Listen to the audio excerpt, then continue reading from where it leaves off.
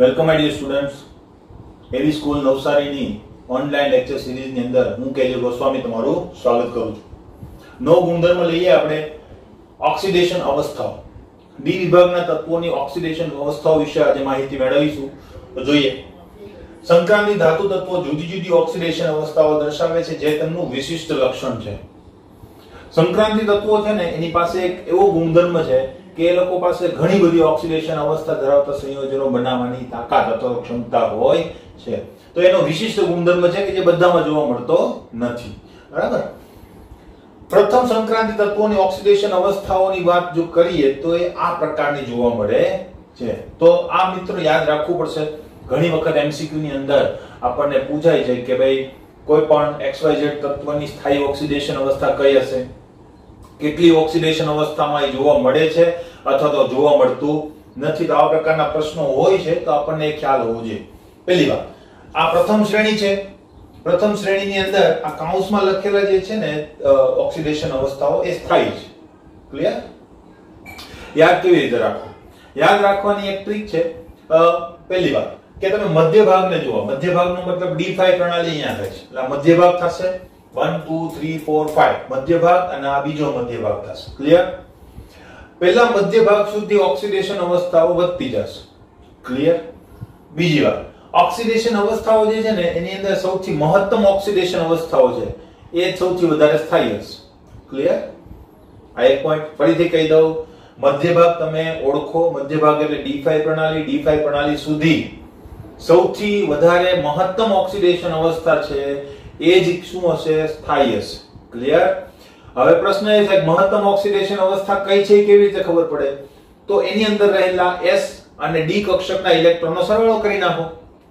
S કક્ષકના electron plus D કક્ષકના electron એટલે તમને મહત્તમ ઓક્સિડેશન અવસ્થા મળશે. અને મહત્તમ ઓક્સિડેશન અવસ્થા જ શું હશે? સ્થાયી. ક્યાં સુધી? મધ્ય ભાગ સુધી. ક્લિયર? તો અહીંયા તમે જોઈ શકો છો SC. તો SC માટે હું તમને કહી દઉં. SC માટે શું છે? SC21. બરાબર. તેની ઇલેક્ટ્રોન રચના શું હશે? નિષ્ક્રિય વાયુ Ar બરાબર 3d1 4s2. તો જો S કક્ષકના અને D કક્ષકના ઇલેક્ટ્રોનનો સરવાળો કરો કેટલો થશે? 2 + 1 3. મહત્તમ ઓક્સિડેશન અવસ્થા 3. ત્યાર પછી Ti. તો Ti 22 2. તો 2 અને 2 4. એવી જ રીતે આગળ જાશો તો પણ તમને એ વસ્તુ જોવા મળશે. ક્લિયર છે? પણ મધ્ય ભાગ સુધી આ વસ્તુ ખાસ યાદ રાખવાની છે. ક્લિયર? તો મધ્ય ભાગ સુધી ઓક્સિડેશન અવસ્થા વધતી જશે ને સ્થાયી હશે. અને બીજી વાત, SC ને જો છોડી દો, SC માટેનું એક કારણ પણ છે, આપણે હમણાં જોઈશું. SC ની +2 ઓક્સિડેશન અવસ્થા હોતી નથી. બાકીના બધા તત્વોની +2 ઓક્સિડેશન અવસ્થા જોવા મળશે. જુઓ તમે. ક્લિયર છે? તો એક એ વસ્તુ થઈ ગઈ આપણી પાસે. SC સિવાય બધાની +2 ઓક્સિડેશન અવસ્થા છે. અને મધ્ય ભાગ સુધી તમારી જે મહત્તમ ઓક્સિડેશન અવસ્થા છે ત્યાંથી લઈ અને +2 સુધીની બધી ઓક્સિડેશન અવસ્થાઓ પ્રેઝન્ટ હશે. જો છે તો લખવાની ટ્રીક ખબર પડી ગઈ. મહત્તમ ઓક્સિડેશન અવસ્થા કેવી રીતે શોધવી એ કહી દીધું. +2 થી લઈ અને છેક મહત્તમ ઓક્સિડેશન અવસ્થા સુધી એક એક ડિજિટ મૂકી અને તમે બધી ઓક્સિડેશન અવસ્થાઓ દર્શાવી શકો છો. દાખલા તરીકે Cr માટે +6 છે મહત્તમ ઓક્સિડેશન અવસ્થા. +2 થી શરૂ કરો 2 3 4 5 and 6. આ બધી ઓક્સિડેશન અવસ્થાઓની અંદર Cr એટલે કે ક્રોમિયમ જોવા મળશે. Mn માટે પણ સેમ વસ્તુ અર્ધ ભાગ સુધી. ક્લિયર? નેક્સ્ટ આગળ ઉપર વાત કરીએ તો અડધા ભાગ પછી એટલે D5 પ્રણાલી પછી +2 ઓક્સિડેશન અવસ્થા તો બધાની છે અને બધાની +2 ઓક્સિડેશન અવસ્થા જ થાય. ક્લિયર છે? આ વસ્તુ ખ્યાલ આવ્યો? +2 ઓક્સિડેશન અવસ્થા બધાની થાય. જો એટલે Mn બંનેની અંદર આવશે. +2 ઓક્સિડેશન અવસ્થા સ્થાયી છે એની અંદર પણ આવશે અને હાઈએસ્ટ ઓક્સિડેશન અવસ્થા પણ સ્થાયી છે એની અંદર પણ આવશે. ક્લિયર? નેક્સ્ટ અડધા ભાગ પછી મહત્તમ ઓક્સિડેશન અવસ્થાઓ જે છે ને એની સ્થાયીતાની અંદર ઘટાડો થઈ જાય છે એકાએક જ. ક્લિયર? તો ત્યાર પછી તમને એટલી બધી વધારે ઓક્સિડેશન અવસ્થાઓ જોવા મળશે નહીં. તો +2 બધામાં છે. +1 આખી સિરીઝની અંદર માત્ર કોણ દર્શાવે છે? Cu. એટલે ત્યાં એક +1 લખેલું છે એટલે આ વસ્તુ એક ખાસ યાદ રાખજો. જેમાંની +2 નથી એમાંની +1 છે, બાકી કોઈની તમને જોવા મળશે નહીં. ક્લિયર છે? નેક્સ્ટ નેક્સ્ટ વાત એ છે કે +3 ઓક્સિડેશન અવસ્થા પણ લિમિટેડ તત્વોની જોવા મળે છે FeCO એમાંથી Fe અને CO માટે ખાસ યાદ રાખવાની એની બે ઓક્સિડેશન અવસ્થાઓ સ્થાયી છે, +2 પણ સ્થાયી છે અને +3 પણ સ્થાયી છે. આમાંથી જો તમને પૂછે કે કઈ ઓક્સિડેશન અવસ્થા વધારે સ્થાયી છે તો +3 ઓક્સિડેશન અવસ્થા વધુ સ્થાયી છે as compare to +2. Clear? Next +4 oxidation અવસ્થા પણ જોવા મળે છે, પણ એ પણ કેવી હોય છે? ઓછી સ્થાયી હોય છે. તો કેટલીક બાબતો તમે જુઓ તો એના ઉપરથી તમે પછીના અડધા ભાગની ઇલેક્ટ્રોન રચના પણ લખી શકો. પહેલી વાત મેં તમને કીધી +2 ઓક્સિડેશન અવસ્થા બધાની, +1 ઓક્સિડેશન અવસ્થા માત્ર Cu ની, છેલ્લા બે તત્વોની ઓક્સિડેશન અવસ્થા અહીંયા જ પૂરી થઈ જાય છે. વૈધા કેટલા? 1 2 and 3. તો એ ત્રણની સેમ ઓક્સિડેશન અવસ્થાઓ તમને જોવા મળશે 2 3 4. ક્લિયર? બીજો એક પોઈન્ટ પણ તમને કહી દઉં, 5 ઓક્સિડેશન અવસ્થા અર્ધ ભાગ પછી જોવા મળતી નથી. 4 સુધી, અને 4 સુધી કોણ હશે? અર્ધ ભાગ પછીના ત્રણ તત્વો. ક્લિયર? તો આ રીતે તમે એને યાદ રાખી શકો. યાદ રાખવા માટે ખાસ એ પણ યાદ રાખવાનું છે કે સ્થાયી ઓક્સિડેશન અવસ્થા કઈ છે, કેટલી ઓક્સિડેશન અવસ્થામાં આવે છે એ વસ્તુ તો અગત્યની છે જ, પણ સાથે સાથે સ્થાયી કઈ છે એ અવસ્થા ખાસ તમને પૂછે છે, તો એ વસ્તુ ઉપર તમારી નજર હોવી જોઈએ. ક્લિયર છે મિત્રો? તો આ રીતે તમારે યાદ રાખવાનું છે. હવે આને અનુલક્ષીને બીજા કેટલાક પોઈન્ટની આપણે ચર્ચા કરી. ક્લિયર? તો મોટાભાગે આ પ્રશ્ન જો પૂછાય તો તમારે આ કોષ્ટક દોરવાની જરૂર હોતી નથી, પણ કોષ્ટક ઉપરથી તમારી જે આઉટકમ છે એ આઉટકમ આપણે અહીંયા લખવાના હોય છે, તે કોષ્ટક ઉપરથી આપણે સમજતા જઈશું. સૌથી વધુ ઓક્સિડેશન અવસ્થાઓ દર્શાવનારા તત્વો શ્રેણીની મધ્યમાં કે તેની નજીક આવેલા હોય છે. તો સૌથી વધુ ઓક્સિડેશન અવસ્થા કઈ જોવા મળે? 7 મધ્યમાં છે, પછી 6 તો મધ્યમાં છે જો તમે. ક્લિયર? પછી 5 તો મધ્યની આજુબાજુ તમને જોવા મળશે. અને મધ્યમાં એટલે કે B5 પ્રણાલી Mn સૌથી વધુ ઓક્સિડેશન અવસ્થા દર્શાવતું તત્વ છે. +7 અને +7 અવસ્થા વાળું સંયોજન એમ પૂછે તો KMnO4. ક્લિયર? નેક્સ્ટ, જ્યારે છેડા પર ઓક્સિડેશન અવસ્થાઓની સંખ્યા ખૂબ જ ઓછી જોવા મળે છે. છેડા એટલે એક આ છેડો અને એક આ છેડો, તો તમે ત્યાં જોઈ શકો છો ઓક્સિડેશન અવસ્થાઓ એકલ તમને જોવા મળશે. ક્લિયર? કારણ કે છેડાઓ પરના તત્વો પાસે ગુમાવવા કે ભાગીદારી કરવા માટે ઓછા ઇલેક્ટ્રોન પ્રાપ્ય હોય છે. હવે ગુમાવવાની વાત અહીંયા કરીએ. ગુમાવવાની વાત અહીંયા કેમ કરું છું? એનું કારણ છે કે આ તત્વો એવા છે કે જેની જે ઇલેક્ટ્રોન ગુમાવીને નિષ્ક્રિય વાયુ જેવું બંધારણ પ્રાપ્ત કરી શકે છે. તો અહીંયા ગુમાવવા માટે કેટલા ઇલેક્ટ્રોન હશે એની પાસે? આની પાસે 3 જ ઇલેક્ટ્રોન, આની પાસે 4 જ ઇલેક્ટ્રોન છે, વધારે ઇલેક્ટ્રોન હોતા નથી. એક વાત અહીંયા મોસ્ટલી ભાગીદારી થતી હોય છે, કારણ કે ભાગીદારી કરવા માટે અયુગ્મિત ઇલેક્ટ્રોનની જરૂર પડે. તો અહીંયા ઇલેક્ટ્રોન યુગ્મિત થઈ ગયેલા હશે તો ભાગીદારી પણ કરી શકશે નહીં. ભાગીદારી નહીં થાય તો એની એ ઓક્સિડેશન અવસ્થાઓ પણ તમને જોવા મળશે નહીં. ક્લિયર? સ્કેન્ડિયમ માત્ર એક જ ઓક્સિડેશન અવસ્થા દર્શાવે છે, જે +3 છે. આ ખાસ યાદ રાખજો, સ્કેન્ડિયમ માત્ર એક જ ઓક્સિડેશન અવસ્થા દર્શાવે છે. બીજી રીતે પણ પૂછે કે પ્રથમ સંક્રાંતિ શ્રેણીનું એવું તત્વ કયું છે કે જેમાં +2 ઓક્સિડેશન અવસ્થા જોવા મળતી નથી? તો એનો ઉત્તર શું આવશે? Sc scandium.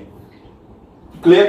શા માટે એવું પૂછે તો સ્કેન્ડિયમ જે છે એ 3 ઇલેક્ટ્રોન ગુમાવીને વધુ સ્થાયી સમૃદ્ધ ઇલેક્ટ્રોન રચના પ્રાપ્ત કરી શકે છે, એટલે કે નિષ્ક્રિય વાયુઓ જેવી ઇલેક્ટ્રોન રચના પ્રાપ્ત કરી શકે છે. માટે +3 અવસ્થાની અંદર જ એ સૌથી વધુ સ્થાયી જોવા મળે છે. નેક્સ્ટ, Ti +2 Ti +3 ની સરખામણીમાં Ti +4 વધુ સ્થાયી છે. રીઝન સેમ ટુ સેમ છે મિત્રો. 4 ઇલેક્ટ્રોન ગુમાવી અને એ પણ નિષ્ક્રિય વાયુ જેવું એટલે કે આર્ગોન જેવું બની જાય છે, માટે વધુ સ્થાયી રચના છે. બરાબર? D5 પ્રણાલી અર્ધપૂર્ણ કક્ષક સ્થાયી. એના કરતા વધુ સ્થાયી કોણ? પૂર્ણ કક્ષક. એના કરતા પણ વધુ સ્થાયી કયું થશે? તો કે જો તમને કોઈ નિષ્ક્રિય વાયુ જેવી રચના મળતી હોય તો એ બેસ્ટ કન્ડિશન છે, સૌથી વધુ સ્થાયી કોષ રચના કહેવાશે. ક્લિયર?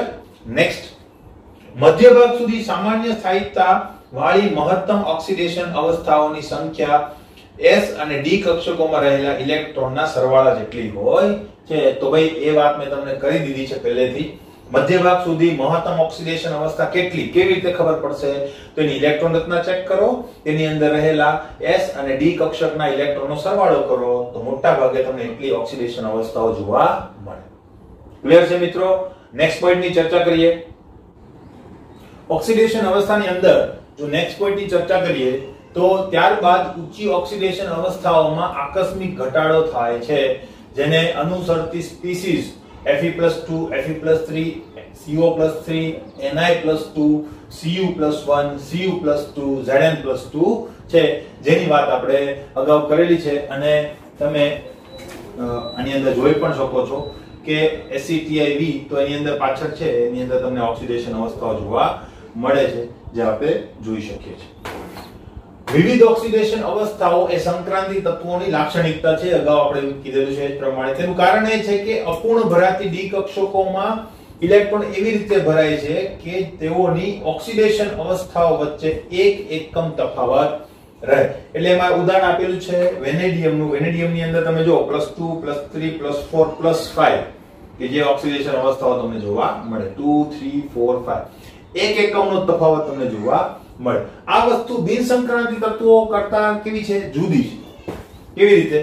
તો બિન સંક્રાંતિ તત્વો એટલે જો પી વિભાગના તત્વોની તમે વાત કરો તો પી વિભાગના તત્વોમાં નાઇટ્રોજન, કોઈ બી વાત કરી શકીએ આપણે. નાઇટ્રોજનની બે ઓક્સિડેશન અવસ્થા અવેલેબલ છે, એક +3 અને એક +5. આ બે ઓક્સિડેશન અવસ્થા અવેલેબલ છે. બંને વચ્ચેનો તફાવત જો કેટલો છે? 5 2 5 અને 3. તો 2 નો તફાવત થશે કે નહીં? તો આ તફાવત જે છે એ તફાવત તમને 2 નો જોવા મળે, જ્યારે સંક્રાંતિ તત્વોમાં એક ડિજિટનો તફાવત જોવા મળે છે. તો આ વસ્તુ છે, ખ્યાલ રાખજો. ક્લિયર? બીજી એક વાત પણ છે કે પી વિભાગના તત્વોમાં ભારે તત્વો નીચી ઓક્સિડેશન અવસ્થા સ્થાયી હોય છે, જ્યારે ડી વિભાગના તત્વોમાં ભારે તત્વોની ઊંચી ઓક્સિડેશન અવસ્થા સ્થાયી હોય છે. હવે પી વિભાગના તત્વો તમે ભણો છો એટલે તમને ખ્યાલ હશે કે ઉપરથી નીચે તરફ જતા એની બે ઓક્સિડેશન અવસ્થાઓ છે. માનો કે નાઇટ્રોજન માટે આપણે જોઈએ તો 5 અને 2, 5 અને 3. હવે 5 અને 3 માંથી ઉપરથી નીચે તરફ જઈએ એમ +3 ની અથવા તો 3 જે સંયોજકતા છે એની સ્થાયીતા વધતી જશે. એનું કારણ શું છે? એનું કારણ એક તમે ભણ્યા હશો, એના કારણ માટે એક શબ્દ આવે છે નિષ્ક્રિય યુગ્મ અસર. એ નિષ્ક્રિય યુગ્મ અસરના કારણે શું થાય છે? તો કે જેમ જેમ તમે ઉપરથી નીચે તરફ જાઓ એમ S કક્ષકના ઇલેક્ટ્રોન જે છે એ પ્રક્રિયામાં ભાગ લેવાનું વલણ કેવું ધરાવતા જાય છે? ઓછા. માટે બે ઇલેક્ટ્રોન ઓછા થઈ જાય એટલે ઉપરથી નીચે તરફ આવો એમ નીચી ઓક્સિડેશન અવસ્થાની સ્થાયીતા વધે. પરંતુ આપણે જોયું એ પ્રમાણે કે આપણા ચાર્ટની અંદર તમે જોઈ શકો છો કે ઊંચી ઓક્સિડેશન અવસ્થાની સ્થાયીતા કેવી છે? વધારે. ક્લિયર? તો આ વસ્તુ પણ એક કહેવાય ને કે બિન સંક્રાંતિ તત્વો અને સંક્રાંતિ તત્વો વચ્ચેનો તફાવત દર્શાવે છે. આના માટે એક બીજી વાત આપી છે કે ડી વિભાગના તત્વોમાં આપણે એવી ચર્ચા નથી કરી કે ઊંચી ઓક્સિડેશન અવસ્થાવાળી અવસ્થાઓ સ્થાયી હોય છે. તો એની ચર્ચા જો આપણે કરીએ તો મોલિબ્ડેનમ, ટંગસ્ટન અને ક્રોમિયમ. હવે તમે આવર્ત કોષ્ટક જોશો તેમાં ક્રોમિયમની નીચે મોલિબ્ડેનમ અને ટંગસ્ટન આવેલા છે. ક્લિયર? હવે એમાં Cr જે છે એની પણ +6 અવસ્થા, MO ની પણ +3 અવસ્થા અને W ની પણ +6 અવસ્થા આપણે દર્શાવેલી છે. તો અહીં શું કીધું છે કે MO અને W એટલે કે મોલિબ્ડેનમ અને ટંગસ્ટન ની સ્થાયીતા Cr +6 કરતા વધુ છે. આ બે વધારે સ્થાયી છે. આપણે હમણાં વાત કરીએ પ્રમાણે કે નીચેના ભારે તત્વો જે છે એની ઊંચી ઓક્સિડેશન અવસ્થા સ્થાયી હોય છે ડી વિભાગના તત્વો માટે. તો આ બંને વધારે સ્થાયી છે. હવે એ કેવી રીતે ખબર પડે? તો એના માટેનું એક ઉદાહરણ આપેલું છે કે Cr+6 ઓક્સિડેશન કરતા છે એ ડાયક્રોમેટ સ્વરૂપે ઓક્સિડેશન કરતા છે. ડાયક્રોમેટ એટલે શું થશે? Cr2O7-2. ક્લિયર? આ સ્વરૂપે K2Cr2O7 અથવા તો Na2Cr2O7 કે જેને આપણે ઓક્સિડેશન કરતા તરીકે યુઝ કરીએ છીએ, તો એ સ્વરૂપે પ્રબળ ઓક્સિડેશન કરતા છે, જ્યારે MO અને W ની +6 ઓક્સિડેશન અવસ્થા MOO3 મોલિબ્ડેનમ ટ્રાયોક્સાઇડ અને ટંગસ્ટન ટ્રાયોક્સાઇડ પ્રબળ ઓક્સિડેશન કરતા નથી. ક્લિયર? કારણ શું છે? કારણ એ કે આ ઓછું સ્થાયી છે. ઓછું સ્થાયીનો મતલબ વધારે સક્રિય. વધારે સ્થાયીનો મતલબ એટલે વધારે સક્રિયનો મતલબ શું થશે? એની ઇલેક્ટ્રોન મેળવવાની વૃત્તિ વધારે હશે તો બીજા તત્વો પાસેથી ઇલેક્ટ્રોન પ્રબળતાથી મેળવી લેશે અને બીજાનું ઓક્સિડેશન એ ઝડપથી કરી શકે છે. આ બંને એટલી ઝડપથી કરી શકતા નથી, કારણ કે આના જે +6 આયનો છે વધારે સ્થાયી છે. ઇલેક્ટ્રોન મેળવવાની કે પ્રક્રિયા કરવાની વૃત્તિ એઝ કમ્પેર્ડ ટુ Cr+6 કેવી છે? ઓછી. નેક્સ્ટ, નીચી ઓક્સિડેશન અવસ્થાઓ ત્યારે જ જોવા મળે છે જ્યારે લિગેન્ડ સિગ્મા લખેલું છે, સહસંયોજક બંધનો પ્રકાર છે સિગ્મા. ક્લિયર? સિગ્મા બંધ સાથે પાઈ ગ્રાહી લક્ષણ ધરાવતા હોય. દાખલા તરીકે આ બે ઉદાહરણ તમને આપેલા છે. હવે આ જે બાબત છે ને તમે સવર્ગ સંયોજનોની અંદર વધારે ડીપમાં આપણે ભણીશું, બરાબર? તો ત્યારે એની ચર્ચા કરીએ તો વધારે સારું, પણ હું તમને ખાલી કહી દઉં આની અંદર શું થાય છે કે આ લિગેન્ડ છે, આ એક સંકીર્ણ સંયોજનની વાત થાય છે. તો સંકીર્ણ સંયોજનોની જો આપણે વાત કરીએ તો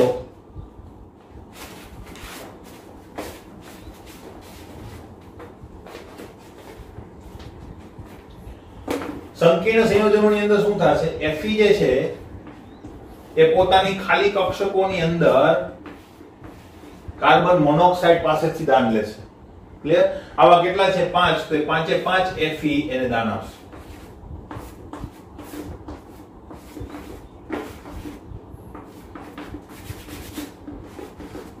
ક્લિયર?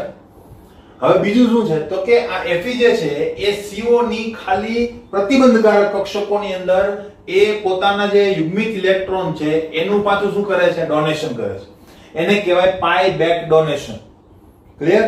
હવે કેવી રીતે થાય છે એ આખો એક ટોપિક છે, તો એ ટોપિકની ચર્ચા આપણે સવર્ગ સંયોજનોની અંદર વધુ સારી રીતે કરીશું, કારણ કે સવર્ગ સંયોજનો કેવી રીતે બને છે એનો તમને ખ્યાલ છે નહીં. તો પહેલા તો એ સમજવું પડે કે સવર્ગ સંયોજનો કેવી રીતે બને છે અને ત્યાર પછી પાયગ્રાહી લક્ષણ કેવી રીતે આવે તેની વાત આપણે કરીશું આપણા આની પછીના ચેપ્ટરની અંદર, એટલે કે 9મા ચેપ્ટરમાં કોઓર્ડિનેશન કેમિસ્ટ્રીમાં. ક્લિયર?